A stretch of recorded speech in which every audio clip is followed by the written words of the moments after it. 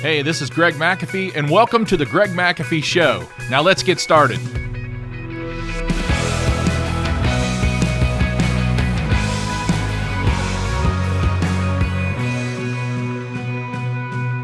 Hi, Greg McAfee here, and welcome to the Greg McAfee Show, where we're going to discuss steps to successful entrepreneurship, how to take your business to the next level, and ultimately follow your dreams. And today we're going to be discussing how to celebrate victories, how long to celebrate victories, and how long to cry about defeat. So I'm sure here we've all experienced victories. You know, victories are fun. Small victories, large victories, whatever it might be. We're all about victories, right? We're all about winning. Hopefully, if you own a business, you should be all about winning. If you're in sales, you should be all about winning. But we're also going to talk about defeat and failure, and just how long should we cry about it? How long should we sob? How long should we worry about failing? So this is going to be some good stuff today. And let's face it, as business owners, we're all about progress. We're all about victory. We want our team to win in everything they do. So, you know, I had to pause for a minute because I was listening to an audiobook. So let's just say I heard someone say that it had to do with combat, actually, and they said something like, we don't practice to get it right. We practice to never get it wrong. And boy, that hit home for me because we're practicing to not get it wrong.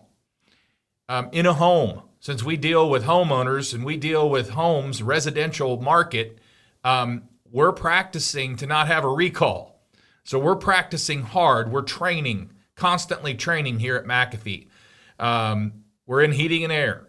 We're in HVAC. And we're constantly doing training from soft skills to hard skills, but we're training to never get it wrong. We're training to never have a recall. That's what we're training for. So we try to find ways, as leaders, great leaders find ways to honor their team members who are making things happen. And you know, if you have a team member who's making things happen, you're going to honor them. You better be honoring them because that's also contagious. When they get recognized for making things happen, other people say, hey, I want to be recognized too. I need to make things happen. So, and that's how it works. So they make things happen, and then we celebrate their successes. And they do too, but we celebrate their successes and their victories. And what many don't know is one thing that makes people excel long term is progress. They've got to know they're making progress. It doesn't always take giving them a trophy. It doesn't always take bringing them up front. It just means letting them know they're making progress. And when I had the privilege of interviewing my son, Travis, he talked about the millennials. They don't need a lot of praise as much as people think they do. They just need to know they're doing a good job so they can keep doing a good job and improving. That's what they need to know. And reality is everyone needs to know that. They just need to know they're doing well. If you don't let them know, if their supervisor does not let them know they're doing well, a lot of times they don't know. And you might say they should, but they don't. And they need to know, hey, you're doing well. Here's what you might work on a little bit, but you're doing this extremely well. Keep up the great work. That's all it takes. So the power of progress is the fuel needed to keep moving. For all of us, we need progress. We need to see, we need to see things happening. We need to see the wheels moving. When the wheels stop moving, there's lack of progress, okay? If you're in Ohio, if you're in temperatures or demographics like Ohio weather, when the wheels stop turning, it's not a good thing. If you're somewhere else like Arizona or Florida, you don't understand that concept, or you have very little understanding of it. You might have a month of slow time, but we have months of slow time. But anyway, we have a great team here at McAfee, but we had a comfort advisor close 19 sales in a row. 19 sales in a row. I was calling some of my HVAC friends who own HVAC businesses, and I said, have you guys ever heard of this? Has it ever been done? And honestly, nobody could say yes. So pretty proud. Yes, I'm pretty proud. And I let him know, great job. He was shooting for 20, and he got to that 20th one, and they just were bound and determined to get those 3 estimates no matter what he said. But 19 in a row, high-end, full system sales. I'll tell you what, that deserved letting him know, good job. And that was a record. That was a record at McAfee. It's probably a record somewhere else too, but definitely at McAfee. Sun Tzu said, victorious warriors win first and then go to war, while defeated warriors go to war first and then seek the win. I want you to think about that. Victorious warriors win first and then they go to war. They're winners going to war, while defeated warriors go to war first and then they try to win. They seek to win. So, we want for the training purposes, that sets people up for success. When we're constantly training to avoid them not getting it right in a home, that's setting them up for success. And that's exactly what I'm trying to do. I provide an atmosphere where people can succeed and get ahead. That's the atmosphere I want. That's the culture we have, and it comes from a lot of training. It really does. Role playing, class training, one-on-one, group, whatever it takes. Many people have what I call a mental dump.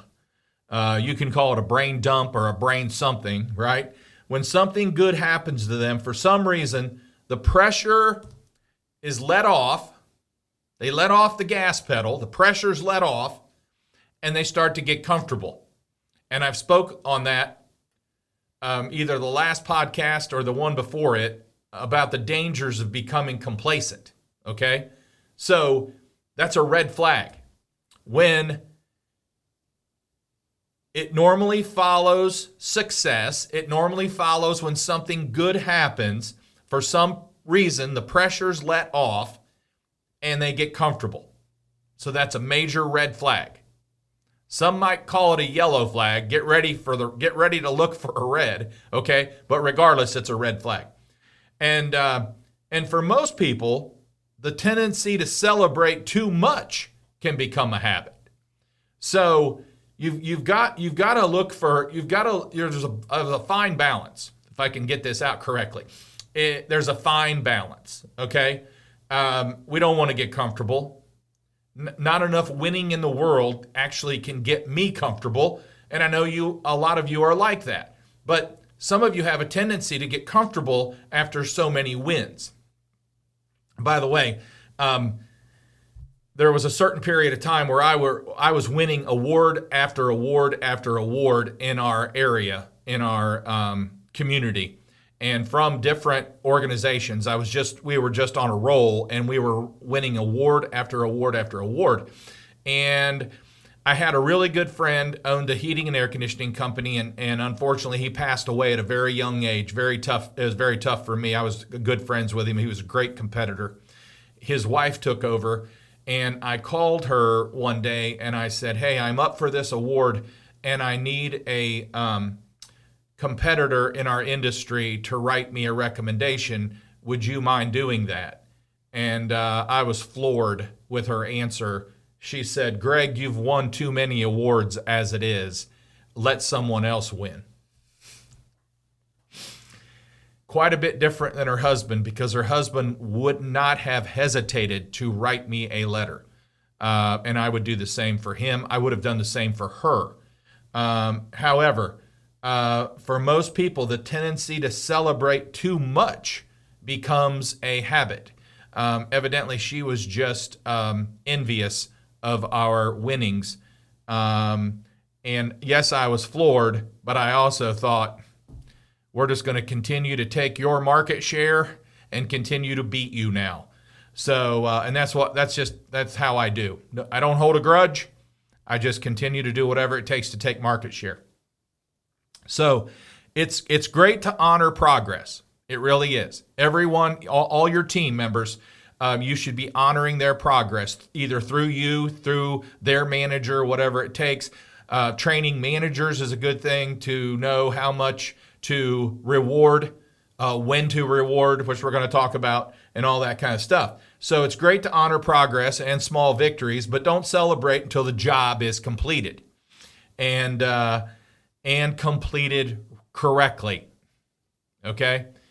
Because you could go in and celebrate way too early and the job's not over yet, and then something happens and the whole thing turns upside down. So it's okay to say, hey, you guys are on time, keep it going, but it's not okay to give too much. It's not okay to give too much praise when the job's not completed yet. And do not let the small victories get in the way of the bigger victory. So don't let the small victories get in the way. It's just not time to celebrate yet. And there was an article written by John Mashney. He said there's a story about an ancient Spartan warrior. I'm going to read this right from it here instead of looking over there. There's a story about an ancient Spartan warrior who won the equivalent of the modern-day Olympics. For his victory, the warrior received an incredible, valuable trophy. It was nearly priceless. Adorned with gold and jewels, a magnificent work of art that symbolized the champion's victory. The warrior graciously accepted the incredible trophy. It was an awesome symbol of victory. However, the day after completion, the warrior sold the trophy. And then he kept training. You see, the trophy was an expression of how other people felt about this warrior's achievement. But the warrior was focused on his own internal barometer of success. So I want to stop right there. What is your barometer of success? Are you satisfied with how far you've come along so far? Are you satisfied with how you're doing? Are you satisfied with how your company is doing? Are you satisfied with the training internally within your company? Are you satisfied with basically overall, are you satisfied with your revenue? Are you satisfied with the position you're in your territory among your competitors? In other words, if there's 2,000 competitors, where do you fall? Are you satisfied with that? We can't let celebration of any victory distract us from the big picture. Whatever that big picture is to you. My goals continue to go on. We hit a goal, we've got a new goal. We hit a goal, we've got a new goal.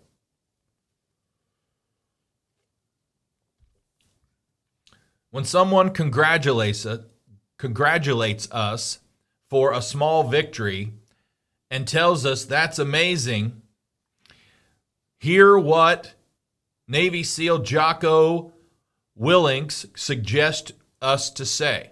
Now, this is really good. If you've never read anything what Jocko writes, it would be worth the read, for sure. He says this: the milestone is good, and keep going. when the significant change takes place, it's not over yet. Okay, those were my words. So Jocko said, the milestone is good. Now keep going. Push yourself to the next one, and the next one, and the next one, whatever those may be. And then I say, when the significant change takes place, which is the milestone, it's not over yet. As a matter of fact, in some cases, it could have just begun. And here's a couple story. I'll use my kids here. Use both my kids, because at different ages, similar things happened. My daughter ended up playing basketball from like second grade all the way through her junior year. Right now she's a senior, and she's getting some official visits from some pretty big colleges for her to row on the rowing team for these schools. And it's pretty cool. So she decided not to play basketball this year, which hurt us for a minute, but it's her choice, and it's very wise. If she were to get hurt in basketball, it could keep her from rowing. So we now, after we've thought about it for a little while, we're good with it. We support her 100%. But my son, he played a lot of sports. He played football and baseball and track and wrestling. But when he was younger, he would play basketball, but he would just get fouled out all the time and decided it wasn't the game for him. However, in fifth grade, around fifth grade, my son was playing basketball, and he had a coach that constantly told his whole team, great job, great job, great job, but they never won. So my son took it upon himself, went to the coach one-on-one and said, Coach, could you please not tell us we're doing good when we're not?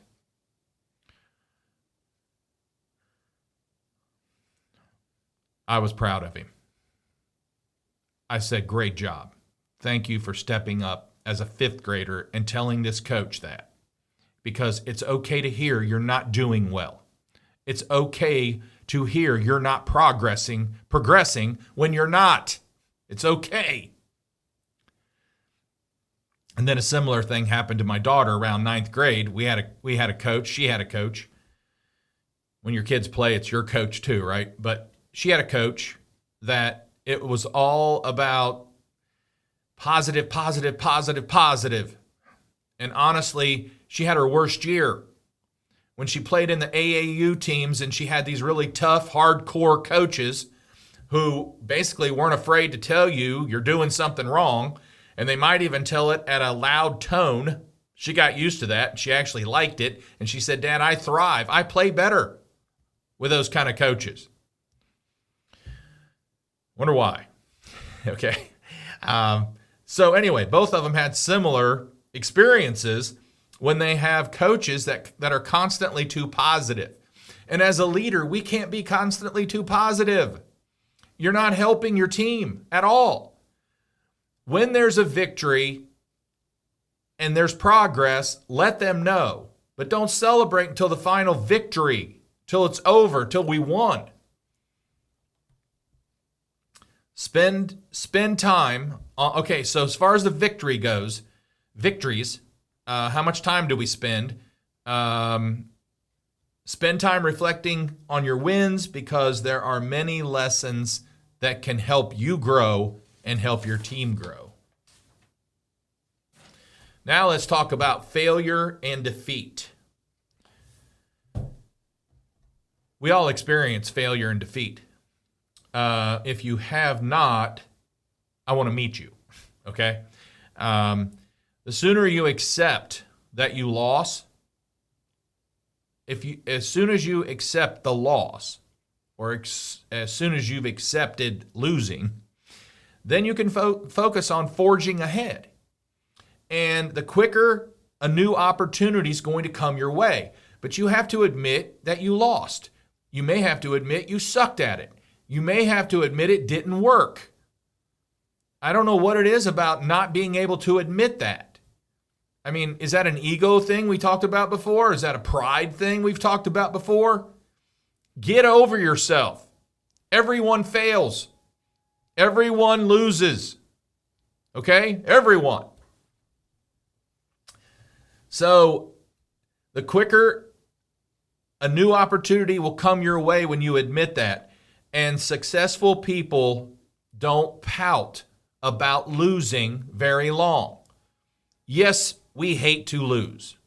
I hate to lose.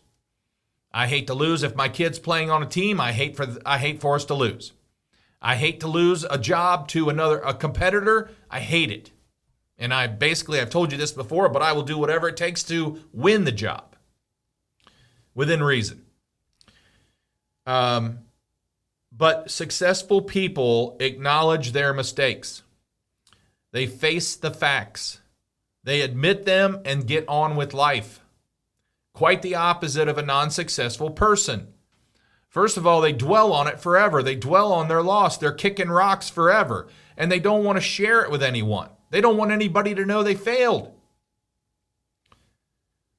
I got news for you, folks. Everyone fails. Everyone. Everyone that has walked this earth, except for Jesus, has failed. Everyone. And more than once. And here's the good news. The most successful people have failed the most. Now get this. This is motivating to me. In a small business article that I just read recently, Bill Bartman was named one of the wealthiest people in the world by Forbes in 1997. So yeah, it goes back a ways. But he once lost $3 billion. But he didn't wallow in self-pity. He didn't cry about it. Was he disgusted? Absolutely. But he didn't stay there. Here's what he says. He said, "We all stumble and fall. Maybe I've done it more than most. But you can learn so much if you just open your eyes rather than blame everyone else and feel pity for yourself." He says you need to dust yourself off, turn around, get back up, and learn what you could have done differently. Amen to that. Amen to that. We'll all be much more successful if we can do what he just said. He said when you can do that, big things can result. And that was from Bill Bartman, Commercial Financial Services, Inc. He was the founder. So we have to experience, when we fail, we have to experience forward thinking. We have to think forward, not backwards. What can I learn from this mistake? What can I learn from this error? What can I learn from this loss? What can I learn from this defeat? Defeat. I mean, I've coached some business owners that have experienced some very terrible personal defeat. From divorce to death in the family, and it's just terrible. And definitely there's more time to cry about a death than there is just a simple loss. But you can't stay there, folks. You can't stay there. And the person that died wouldn't want you to stay there. You have to never forget that person. Not saying that at all. Never forget that person. And remember all the good times you've had. But there is a time where you have to move on and get on with your life. And yes, that's easier said than done. I get that. But don't dwell on the past. Only learn from it and move on. You see, most of us were taught that failure is bad. And so if we fail, we first try to cover it up. We try to cover up our failure. And then we're tempted to throw in the towel and give up. Well, what good is that? You've just learned something extremely valuable that's going to help you and keep you from doing it again. Bring it out in the light. You know what? I have.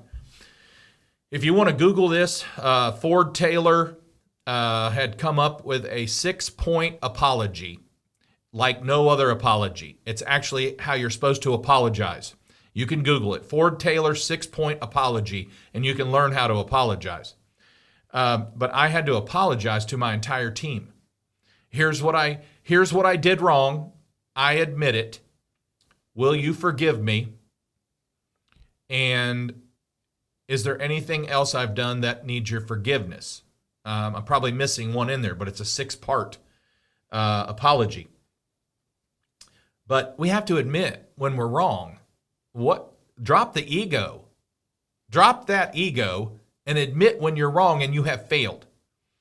Now, there have been guys that have failed to where they've had to go from 20 employees, down to 4. It was that big of a failure. But guess what? They got to start all over again. They did have an opportunity to start over again. They didn't throw in the towel. They kept going, and they rebuilt. They rebuilt that 4 back to 40, okay? So successful people use failure as stepping stones, for sure, and they climb out of their troubles. Successful people get motivated by failures and use those failures to continue to win. So, also, I want to end with this. I want to end with a couple of little things here, but I want to end with this. Show compassion on others when they fail. When I was going through a hard time in my business and I made a poor decision of posting something very insensitive on Facebook, I had a quote. I don't even want to call them a competitor. I had another HVAC company in my area contact all my people, whether it was Facebook, LinkedIn, even made a couple calls to my business and tried to get them to move from us to them. Why would you want to work for McAfee anyway? That's low, guys. That's low, low, low. That's about as low as you can get. Honestly, that company in my eyes will never be successful because of crap like that. That's low life mentality right there.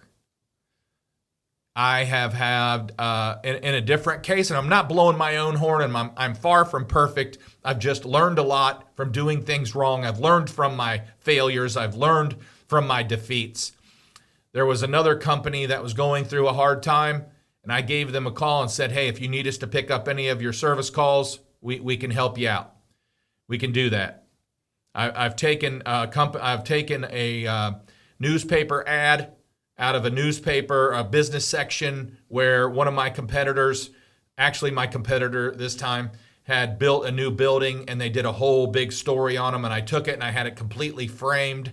I called their office to find out what color carpet was in a certain office, and they gave me blue, so I had the company do the background in blue, and I brought in this big picture frame and congratulated them on their new building. Guys, take the high road every time. It pays off. Take the high road. I just read something on Facebook where it's a group of HVAC guys mostly. I'm sure there's some other electricians and plumbers in there. But somebody posted that a company got, what's it called? The Department of Labor came in and did an evaluation, an audit on their company. They got audited. That's the word. They got audited. Well, on this post, it was like bashing this company that they had to pay hundreds of thousands of dollars in fines. And, I read it a couple times and I thought, well, there are companies out there that are just complete hacks and they rip people off.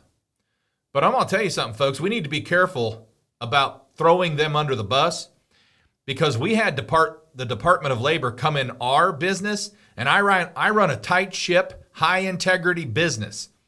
And they did a complete audit, and they couldn't find enough in 2 years going back. They had to go back an additional year to find, they found like $40,000 worth of fines. And that's only because we were having our technicians call the customer on the way to work, on the way to the job rather, before they clocked in. So we had to go back and pay them every time they called a customer to say, I'm on my way. And they figured it at a half hour worth, all times technicians and installers for 3 years. They will find something on you if they come in. But they will find something on every company that I know of if they come in. So be careful before you throw another company under the bus, because you could be next. I don't like that. I don't like that at all. All right, wrapping it up here. John Maxwell says he gives himself 24 hours to celebrate and 24 hours to get over a defeat. And that's it. Then he's moving on. Sell the trophy, right? Sell that trophy. Put it in a box. Get rid of it. Okay. Before we wrap up here, if you're watching on YouTube, don't forget to like and subscribe below. And you can also support this podcast by rating and reviewing on iTunes, or if you prefer, a listening platform. I'm having great feedback from a lot of different contractors listening to this. They tend to like what I stand for. I make them think different. That's just my calling. That's what I do best, try to do. And that's why it's important for you to keep listening. So don't forget to follow us on Instagram and Facebook. It's at the Greg McAfee Show. No spaces or underscores. Be sure to tune in next week when we will discuss fostering the culture of innovation. And that's going to be interesting, folks. Fostering a culture. We're going to break down exactly what culture means, and we're going to foster a culture of innovation. Thanks for listening, and as always, carry on.